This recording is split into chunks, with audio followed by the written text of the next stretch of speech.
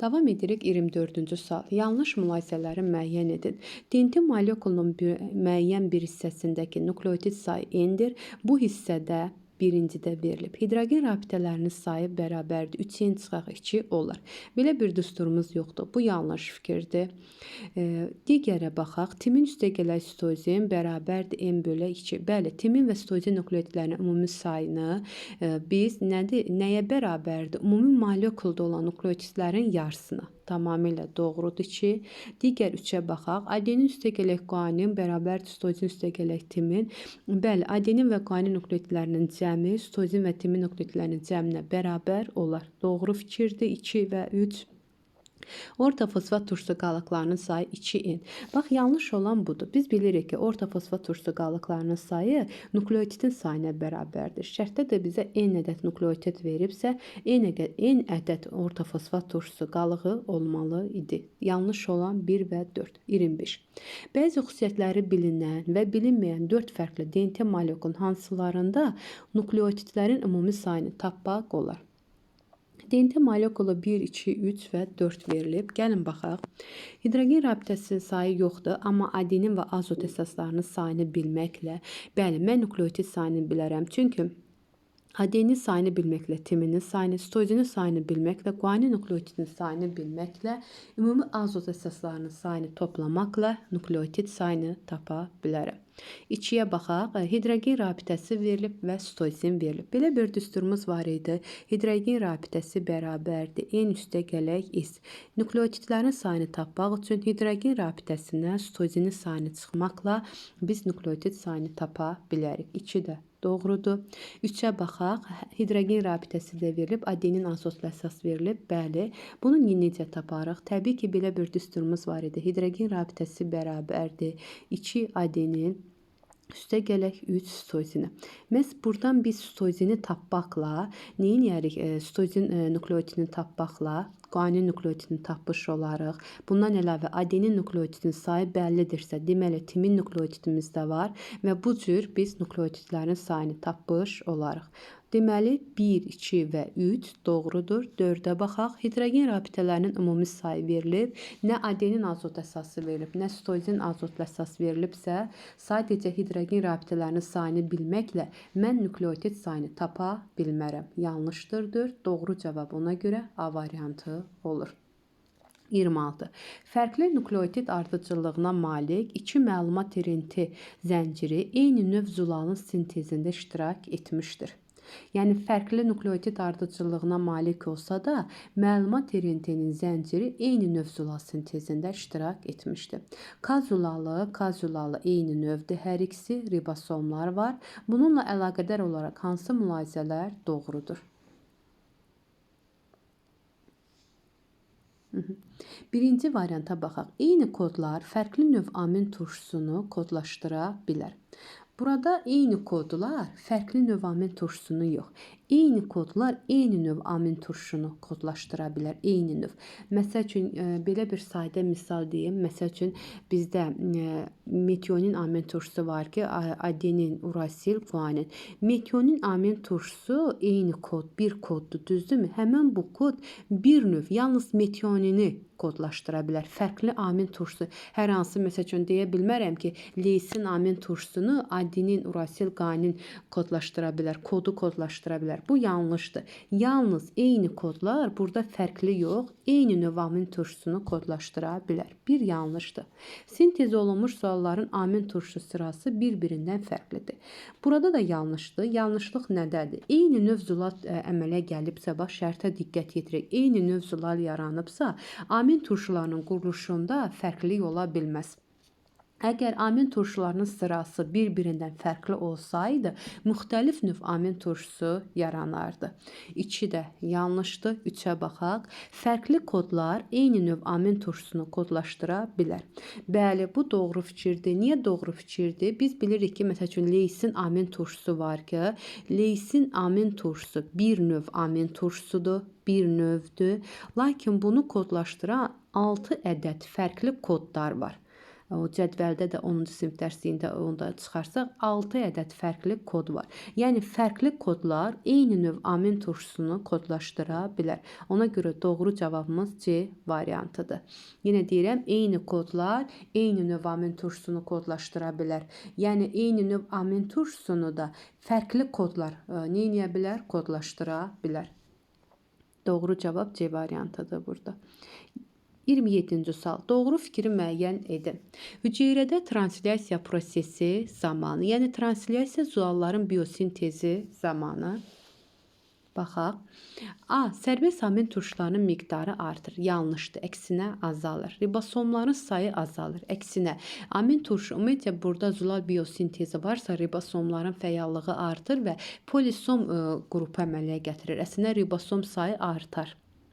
DNT molekulunun bir zəncirindən komplementarlıq prinsipinə əsasən məlumat rentezinin sintezi baş verir. Bu da yanlışdır. Bu transkripsiya prosesindədir, translyasiyada deyil.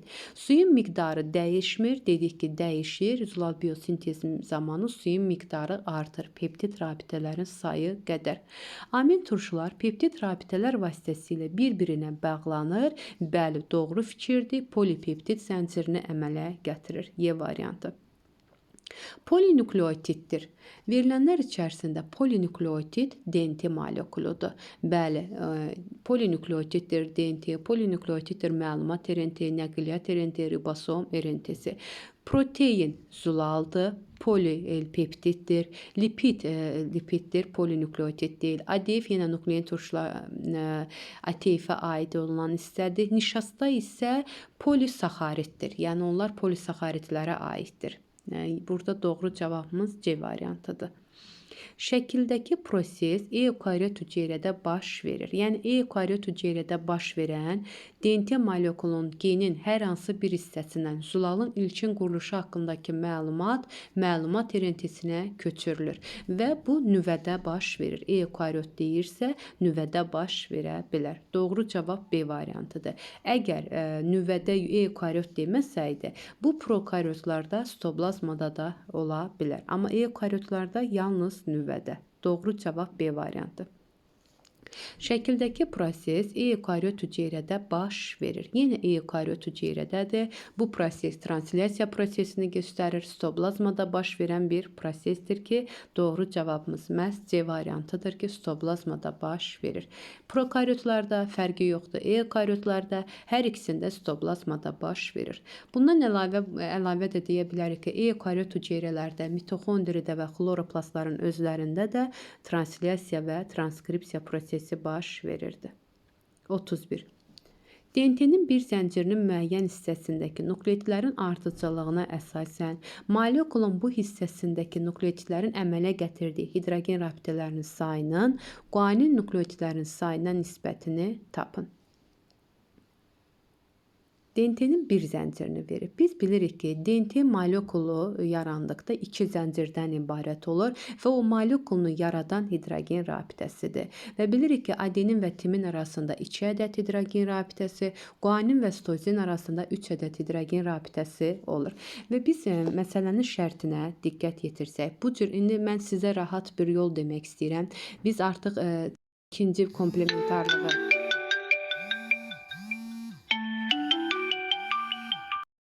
davam edirik. Burada dedik ki, bax hidrogen rabitələrinin sayını tapmaq üçün sizə rahat bir yolunu verim. Cədvəli təzədən bu ikinci zənciri yazmağa ehtiyac yoxdur. Nə qədər molekulda sayarıq ki, adenin nukleotidi var və yaxud da timin varsa 1, 2, 3, 4, 5, 6. 6 ədəddir, düzdürmü? Bunlar arasında 2 ədəd hidrogen rabitəsi olurdu. 6-yı vuraram 12-yə. Bu oldu 2 qat hidrogen rabitələrimizin sayı. Nə qədər sitozin qanun nukleotidi varsa, onların sayını da vuraram 3-ə, 6 ədəddə saysaq görərik ki, eləyər 18. 18 və 12-ni toplayarıq, cəmi 30 ədəd hidrogen rabitəm oldu. Və bizə deyir ki, guanin nukleotidlərinin sayı. İndi burada diqqət yetirməliyik. Bir zəncirdə neçə guanin nukleotidi var? 3 dənə. 1, 2, 3. Amma biz yenə deyirəm, cədvəli yazmırıq, ikinci zənciri yazmırıq. Bilirik ki, sitozinin qarşısında da nə durmalıdır? Komplementarlıq prinsipinə əsasən guanin nukleotid. Ona görə nə qədər sitozin varsa hamısını sayırıq cədvəldə. Yəni zəncir düzür istəyirəm, cədvəl deyirəm. 1, 2, 3 dənə stoizin varsa, deməli növbəti zəncirdə 3 ədəd guanin var və bu zəncirdə isə 3 ədəd guanin. Ümumi sayı nə qədər olar? 6 ədəd. Və bizə də şərtdə deyir ki, hidrogen rabitələrinin guanin nukleotidlərinə sayına nisbəti ixtisar aparsaq 5-ə, 5-in 1-ə nisbətində olar. Bu qədər rahat. Yenə deyirəm, hidrogen rabitələrinin sayını tapmaq üçün, 2 qat hidrogen rabitələrinin sayını tapmaq üçün adenin və timin nukleotidlərinin sayını toplayıb 2-yə vurmaq lazımdır. 3 qat hidrogen rabitələrinin sayını tapmaq üçün guanin və stoizin nukleotidlərinin cəmini toplayıb bir zəncirdə ilə bizə rahat olar. Onu 3-ə vurmaqla 3 qat hidrogen rabitələrinin sayını taparıq və molekulda guanin nukleotidləri deyirsə, elə bir zəncirdə nə qədər stoizin varsa, nə qədər guanin varsa, onun digər zəncirdə də o qədər olacaq. Ona görə 6 ədəd götürürük. Sual işarəsinin yerinə nə yazılmalıdır? Doğru cavab C variantıdır. Sual işarəsinin yerinə nə yazılmalıdır? Rahat sualdır. Biz bilirik ki, maddələr mübadiləsi 2 yerə bölünür. Assimilyasiya və dissimilasiya. Və maddələr mübadiləsinin başqa bir adı da metabolizm adlanırdı. Metabolizm sözünün mənası çevrilmə deməkdir. Assimilyasiya birləşmə, dissimilasiya isə parçalanma deməkdir.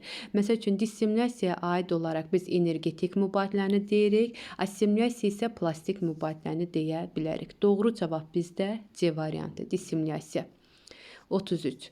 Additiv molekulunda pentoza sayı ilə makroergik rabitə sayı hansı nisbət əmələ gətirir? Yəni, additiv molekulunda pentoza sayı ilə makroergik rabitə hansı nisbət əmələ gətirir? Biz bilirik ki, additiv molekulunda 1 ədəd pentoza var. Və makroergik rabitələrin sayı da 1 ədəddir. Niyə? Çünki orada 2 ədəd orta fosfat turşusu qalığı var. Adenifin quruluşunu yazsaq, adenin azotlu əsasdan, bir dəqiqə təkrar, adenin azotlu əsasdan, karbohidratından və 2 ədəd fosfat turşusu qalığından ibarətdir. Həmin bu fosfat turşusu qalıqlarını bir-birinə birləşdirən makroergik rabitədir. Ona görə də elə onun əmələ pentozası 1 ədəddir, makroergik rabitə də 1 ədəddir. 1-in 1-ə nisbəti. Doğru cavab C variantı. Hansı kimyəvi reaksiya yalnız prokaryot orqanizmlərdə gedə bilər? Yəni, bu kimyəvi reaksiyaya diqqət yetirsək, yalnız prokaryotlarda gedən, burada hansı reaksiyalara baxmalıyıq? O yaşıl olan, məsəl üçün, yaşıl bakteriyaların reaksiyasını verib ki, ona görə də doğru cavab burada C variantını götürərik. Yaşıl bakteriyalarda gedən. Digəri isə həm prokaryotlarda, həm də eukaryotlarda gedə bilər. 35. Cədvələ əsasən X və Y-in fərqi 120 olubsa, neçə molekul süd turşusu parçalanmışdır? Oksigenli parçalanmanın reaksiya tənliyi əsasən əmələ gələn ATF molekullarının sayı X, karbon qazı molekullarının sayı Y olarsa. Gəlin, belə bir rahat yolumuz var idi ki, biz bilirdik ki, oksigenli parçalanma zamanı 2 mol süd turşusu parçalanır. 2 mol süd turşusu parçalanır. Bu zaman 36 mol ATF əmələ gəlir və 6 mol karbon qazı əmələ gəlir. Və 36 ilə 6 arasındakı fərq 30-dur. Yəni, 2 mol süd turşusu parçalandıqda ATF molekulu ilə karbon qazı arasındakı fərq 30-dur. 30 ədəd. Bəs burada şərtdə deyir ki, 120 olarsa, yəni nə ATF molekulu ilə karbon qazı arasındakı fərq 120 olarsa, neçə mol süd turşusu parçalanmışdır? Təbii ki, 2-yi vurarıq 120-yə, bölərik 30-a, taparıq ki, 8 mol süd turşusu. Bu qədər rahat. A variantı. Maddələri canlı hüceyrədə miqdarının artması ardıcıllığı ilə düzün. Yəni, canlı hüceyrədə maddələrin miqdarının artması ardıcıllığı ilə düzək. Ən az olan mineral duzlardır. 1,5%-ni hüceyrənin mineral duzlar təşkil edirdi. Deyirdik ki, 29%-ni və yaxud da 18,5%-ni üzvü birləşmələr təşkil edirdi. Su isə hüceyrənin 70-80%-ni təşkil edirdi. Ona görə azdan çoxa deyilərsə 1, 3, 2 doğru cavab D variantıdır. 9-cu sinifdə hüceyrənin biokimyasında ikinci mövzuda verilən faizlərə əsasən dedik. Doğru cavab D variantıdır. 37. Fotosintezin sürətinin havanın temperaturundan asılılıq qrafiki hansı variantda doğru göstərilmişdir? Biz bilirik ki, fotosintezə təsir edən xarici amillər var və daxili amillər. Daxili amillər nə idi? Temperatur, işığın dalğa uzunluğu, karbon qazı, bunları misal göstərə bilərik. Məhz fotosintezin dedik ki, temperaturdan 25-35 dərəcə Selsi arasında maksimal olur. Daha sonra getdikcə zəifləyir. Ona görə burada qrafikimizdə verilib ki, bizim verilən qrafiklər içərisində ən yaxşısı hansıdır? B variantı doğrudur ki, bəli, burada 30 dərəcə Selsidə maksimum olur. Daha sonra nə edir? Getdikcə azalır. Doğru cavab B variantıdır. Burada C variantını niyə götürmürük? 30 dərəcədə maksimum olub, sonra sabit olur. Əslində sabit olmur. Sonra getdikcə azalmaya doğru getməlidir. Doğru cavab B variantı. 38. DNT molekulunda ölçücə böyük olan azot əsaslarına malik nukleotidlərin sayını həmişə bərabər olur. Əla. Ölçücə böyük olan azot əsasları DNT molekulunda bilirik ki, adenin və guanin nukleotidləridir və bunların saylarının cəmi həmişə bərabər olur sitozin və timin nukleotidlərinin cəminə. Doğru cavab A variantıdır. Bu fərqi yoxdur. DNT molekulunda nukleotidlərin sayı bir-birinə bərabər olsun və yaxud da nukleotidlərin sayı bir-birinə bərabər olmasın. Əgər adenin və guaninin sayı bir-birinə bərabərdirsə, bu deməkdir ki, timin və sitozin nukleotidlərin sayı da bir-birinə bərabər olar və ölçücə böyükdür. Adenin və guanin nukleotidi ölçücə böyükdür timin və sitozin nukleotidindən. Doğru cavab A variantı. 39. Klasterdə sual işarəsinin yerinə yazıla bilməz. Klasterdir, karbohidratlardır, sulallardır, yağlardır. Hər üçü üçün ortaq xüsusiyyət, yəni yazıla bilməz. Baxaq. İnşaat funksiyasını yerinə yetirir hər üçü. Polimer maddədir. Burada dayanacaq. Çünki zulallar da polimerdir. Karbohidratlar da, yağlar polimer deyil. Bütün canlı hüceyrələrdə olur. Təbii ki, üzüm maddələr canlılarda rast gəlinir. Doğrudur. Üzüm maddədirlər tamamilə doğru. Energetik funksiya yerinə yetirirlər. Bəli, inşaat və energetik funksiyası hər üçünün ilə ortaq xüsusiyyətidir. Sadəcə polimer maddə yaza bilmərəm. Yağlar istisnadır. B variantı yanlış. 40-cı sual. DNT-nin timin nukleotidi RNT-nin urasil nukleotidindən sxemdə hansı rəqəm və ya rəqəmlərlə işarələnmiş hissəyə görə fərqlənmir? Bəli, biz bilirik ki, DNT-nin timin nukleotidi var, RNT-nin urasil nukleotidi var. Bunlar bir-birindən nəyə görə fərqlənmir? Hər bir nukleotid də azotlu əsasdan, pentozadan, ortofosfat turşusu qalığından təşkil olunmuşdur. Timin nukleotidi ilə timin DNT-də, urasil məlumat RNT-də. Bunlar bir-birindən fərqlənir. Nəyə görə? Azot əsasına görə, pentozasına görə fərqlənmir. Yalnız ortofosfat turşusu qalığına görə. Çünki timin nukleotidin azot əsası timindir. Pentozası dezoksiribozadır. Amma urasildə urasil azot əsasıdır, pentozası ribozadır. Fərqlənir. Azot əsasına və pentozaya görə fərqlənmir. Ortofosfat turşusu qalığına görə. Burada doğru cavab Y variantı. 41-ci sual. Baxaq, 1000 nukleotiddən ibarət DNT molekulunda 3 qat rabitələrin cəmi 300 ədəddirsə, bu molekuldakı adenin nukleotidlərin ümumi sayı neçədir? Çox gözəl. Bax, burada bir əlavə sizə şərt deyəcəm ki, 3 qat rabitələrinin cəmi 300 demək o deməkdir ki, yəni molekulda 300 ədəd sitozin nukleotidi var, 300 ədəd guanin nukleotidi var. Bunu bir qayda olaraq. Bunu nədən bilirik? Çünki 2 dənə nukleotid arasında 3 ədəd hidrogen rabitəsi olur. Yəni 3 ədəd hidrogen rabitəsi olur. Və bu 3 ədəd hidrogen rabitəsi bir ədəd 3 qat rabitəni əmələ gətirir. Deməli, məsələmizin şərtində bildik ki, 300 adenin var, 300 guanin nukleotidi var, sitozin və guanin. Bunların cəmini toplayarıq 600. Düzdür? 1000-dən çıxarıq 600-ü. Neçə qalar? Qalar 400. Və 400-ü 2 yerə bölməklə 200 adenin, 200 timin nukleotidinin sayını tapmış olarıq. Ona görə bizdən adenin nukleotidlərin ümumi sayı neçə olar dedikdə deyirik ki, 200 ədəd. Y variantı. Digərinə baxaq. Cədvəldə verilmiş DNT molekulunda hidrogen rabitələrinin sayının düzgün müqayisəsi verildiyi bəndi tapın. DNT molekulları verib, nukleotidlərin sayını veribdir və baxaq. Bunları bir rahat hesablayaq. Bizim belə bir düsturumuz var ki, hidrogen rabitəsi bərabərdir nukleotit üstə gələk stoizinə. Düzdürmü? X-də nə qədər olar? 300 üzərinə gəlsək, 300-ün üzərinə 60 gəlsək 360 edər. Y-in üzərinə 280-in üzərinə 100 gələrik 380 edər. Z-in üzərinə isə 260-ın üzərinə 100 gələrik 360. Buradan görürük ki, X-dən Z-də olan hidrogen rabitələrinin sayı bir-birinə bərabərdir. Çünki hər ikisində 360-dır. Amma Y isə böyükdür. Ona görə D variantı burada bizə doğrudur. Y böyükdür, X bərabərdir Z-ə. 43. Uyğunluğu müəyyən edin. Ribosom RNT-sidir, məlumat RNT, nəqliyyat RNT-sidir ki, uyğunluğu müəyyən edək. Bir dəqiqə təkrar yazın. Özünə amin turşusu birləşdirərək onu zülalların sintez olunduğu yerə daşıyır. Təbii ki, bu nəqliyyat RNT-sidir. 3-də A variantı. Ribosomun əsas tərkib hissəsini təşkil edir. Ribosom RNT-sidir.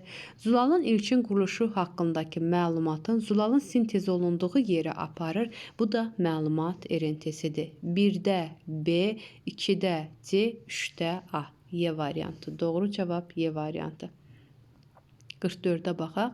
Hüceyrədə baş verən biokimyəvi dəyişikliklə əlaqədar qrafiklər verilmişdir. Hansı qrafik və ya qrafiklərə əsasən hüceyrədə translyasiya prosesinin baş verdiyini söyləmək olar. Yəni, translyasiya nə deməkdir? Zülalın sintezinin baş verdiyini söyləmək olar. Doğru, baxaq.